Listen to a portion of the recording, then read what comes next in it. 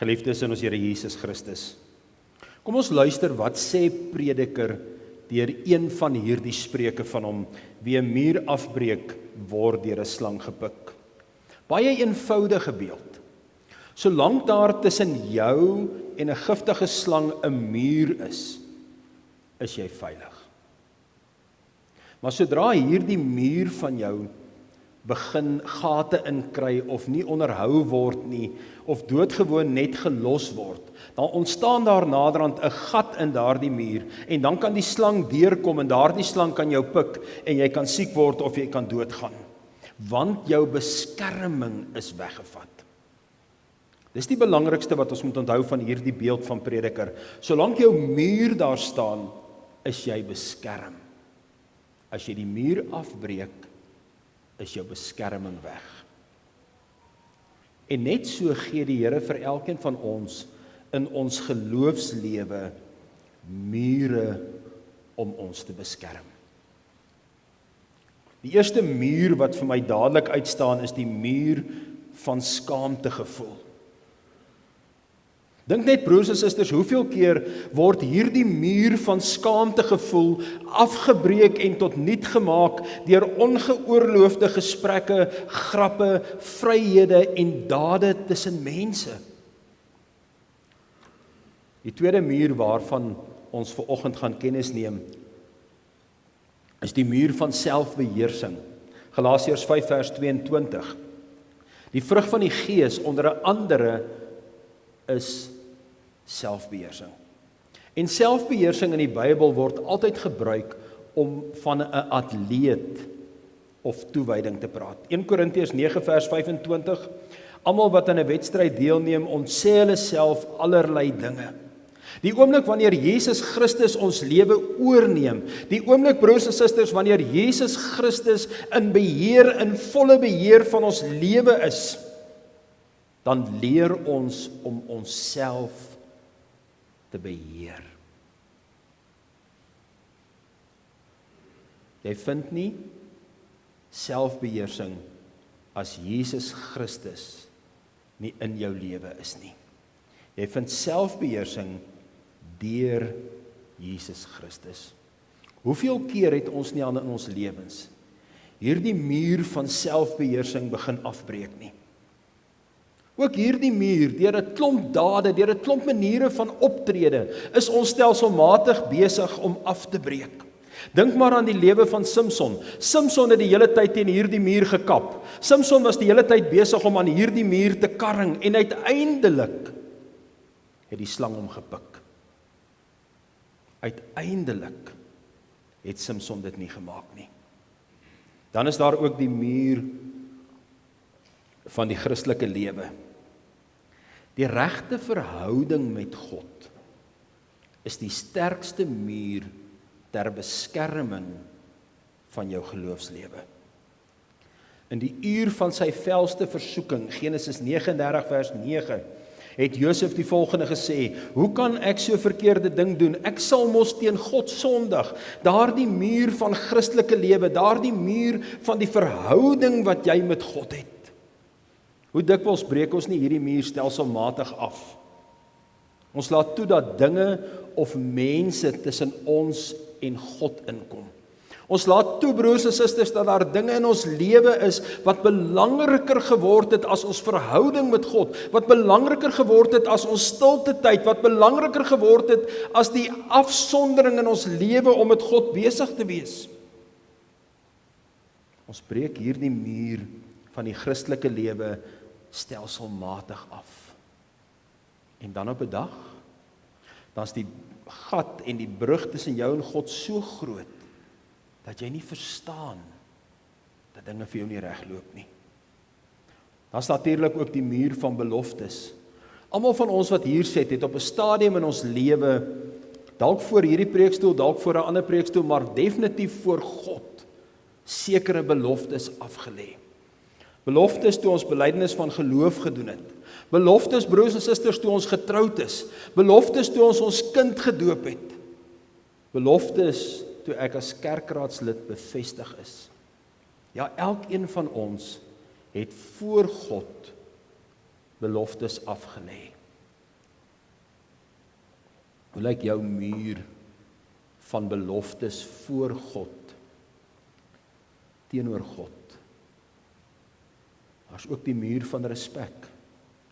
Respek vir jou medemens, respek vir jou meerdere, respek vir jou naaste, respek vir jou huismense. Hoe lyk daardie muur van respek in jou lewe? Broers en susters, die groot vraag vanoggend is, hoeveel van hierdie mure staan nog in jou lewe? Hoeveel van hierdie mure, skaamtegevoel, muur van beloftes, selfbeheersing, hoeveel van hierdie mure staan nog in jou lewe? Hoe toets 'n mens dit? Want ons wil tog sekere manier kry om te kan toets dat hierdie mure in ons lewe nog staan en dat hierdie mure van ons, waar daar dalk 'n bietjie van 'n gaatjie is of waar daar bietjie instandhouding nodig is, dat ons dit wel kan gaan doen. Hoe toets ons dit? En dit, broers en susters, bring ons by die vraag vanoggend. 'n Baie persoonlike vraag vir jou. Hoe dik is jou Bybel? Hoeveel bladsye is daar in jou Bybel? Kom ek sê vir jou, elke Bybel het 'n ander klomp hoeveelheid bladsye. Die Bybel wat ek hier gebruik op die preekstoel, se Ou Testament, het 996 bladsye. Die Nuwe Testament 364 bladsye. Maar broers en susters, dis nie wat ek vanoggend vir jou wil vra nie. Dis nie wat ek wil weet nie. Ek wil nie weet hoeveel bladsye het die Bybel wat jy gekoop het nie. Ek wil weet hoeveel bladsye is daar in jou persoonlike Bybel. Want ek wil 'n stelling maak om te sê, elkeen van ons het al 'n klomp bladsye uit ons Bybels uitgeskeer. Hoeveel bladsye is daar in jou persoonlike Bybel? Hoeveel bladsye het jy al uitgeskeer? Dalk wil jy vanoggend sê, dominee, nee, nie ek nie. Jy kan maar kom kyk, al die bladsye is nog daar. Daar's nie 'n enkele een uitgeskeer nie. Kom ek sê vir jou, hoekom vra ek dit? Ek wil vir jou 'n verhaal vertel van 'n weermagkapelaan. 'n Weermagkapelaan is 'n AMI dominee gewees. En hierdie weermagkapelaan het elke Sondagoggend gepreek in die AMI basis waar hy was. En een Sondagoggend toe hy op die preekstoel opklim, toe het hy net sy Bybel by hom. Hy het nie so 'n klomp papiere by hom van waar af hy lees of van waar af hy kan preek nie, hy het net sy Bybel by hom. En hy maak die Bybel oop by 1 Korintiërs 13 en hy begin lees en hy die gedeelte wat sê die liefde. En toe hy so 3 lyntjies gelees het, broers en susters, toe stop hy, toe skeer hy daai bladsy uit van 1 Korintiërs 13 en hy sê vir die ouens, julle wil in elk geval nie hierna luister nie, en hy vrommel hom op en hy gooi hom weg. En hy maak die Bybel bietjie verder oop by Efesiërs 5 wat sê, moenie dronk word aan wyn nie, maar laat toe dat die Gees van God jou vervul. En hy sê, ag maar julle wil ook nie daarna luister nie, en hy skeer daardie bladsy van Efesiërs 5 uit. En hy vrommel hom en hy gooi hom weg. En hy blaai bietjie verder tot by Eksodus 20. Die gedeelte wat sê jy mag nie die naam van die Here misbruik nie. Ag nee, wat sê hy? Julle wil in elk geval nie daarna luister nie, en hy skeer dit uit en hy gooi dit weg. En so hou hy aan en hy hou aan met uitskeer en uiteindelik bly net die 2 buiteblaaie van die Bybel oor. En toe hy klaar is, toe sê hy vir die gemeente, ek kry niks waarna julle wil luister nie. Kom ons gaan huis toe.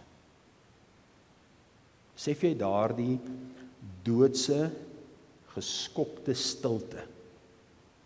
En hy was nie lank by die huis nie.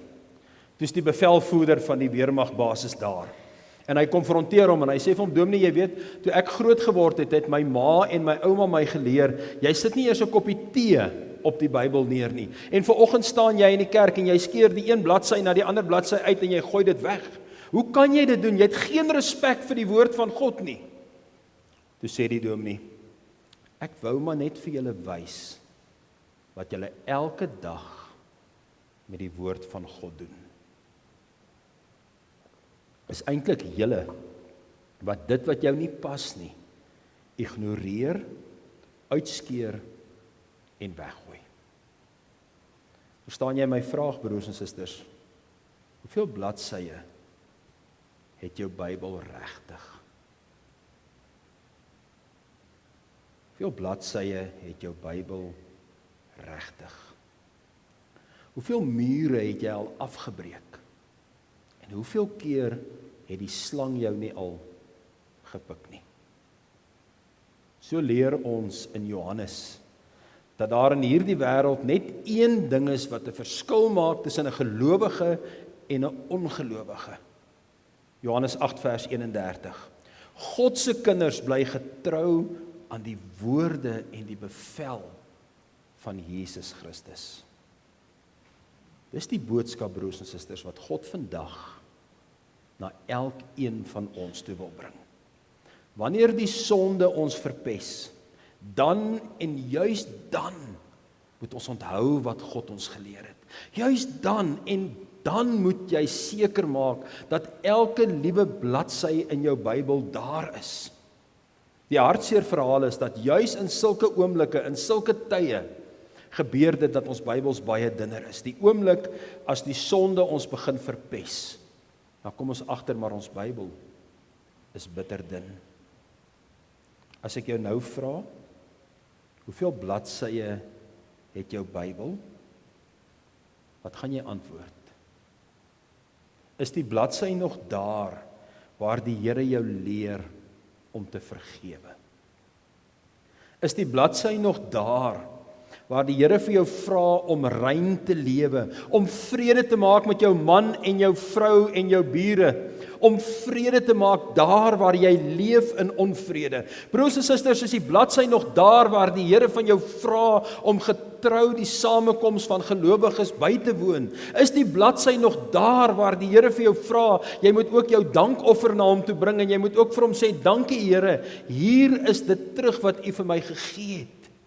Is die bladsy nog daar, broers en susters, waar die Here vir jou vra om 'n hand oop te maak vir iemand in nood?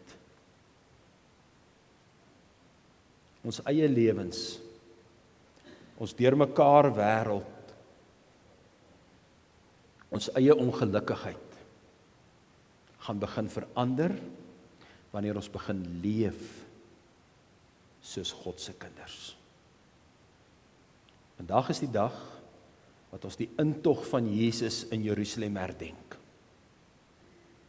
Broers en susters, maak jou hart oop. Dat die Here opnuut in jou hart inkom, dat jy daardie mure in jou lewe weer kan gaan opbou. En wanneer jy nou huis toe gaan, en jy kom by die huis, gaan tel asseblief elke bladsy op wat jy uitgeskeur het. Plak hom terug, leef volgens hom. Want broers en susters, dan sal die Satan slang jou nie pik nie. Leef getrou in afhanklikheid voor die lewende God. Mag ek afsluit? Hoeveel bladsye is daar in jou persoonlike Bybel? Amen. Kom ons bid saam.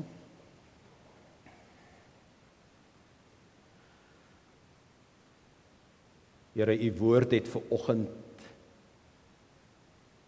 soos 'n tweesnydende swaard elkeen van ons se harte en se lewens kom ontbloot. U woord, Here, het vanoggend vir elkeen van ons gewys waar is ons besig om daardie muur wat U vir ons gegee het te verwaarloos. U woord, Here, U Gees het ons vanoggend stil gemaak. Het ons gedwing om na onsself te kyk, onsself te ondersoek. Dankie, Here, dat U woord daar is vir ons. En dankie, Here, dat ons 'n voortydige waarskuwing kan kry, dat ons moet seker maak dat die mure in ons lewe wat U vir ons gegee het om volgens U woord en volgens U te leef, dat daardie mure stand hou. Dankie, Here, dat U woord vanoggend vir ons daarop gewys het. En ons bid, Here, as ons nou huis toe gaan en hierdie gevoel in ons hart wat ontwaak is omdat U met ons gesels het en gepraat het, ons bid en vra, Here, as ons huis toe gaan, laat ons nie maar net nog 'n paar bladsye hier by die kerkdeure los nie. Maar Here, dat ons eie lewe ondersoek, dat ons eie lewe omdraai en terugkeer na U toe. Ons bid, Here, hier is ons hand, hier is ons hart. Vat U dit, dra U vir ons. Ons bid dit in die naam van ons Here Jesus Christus. Amen.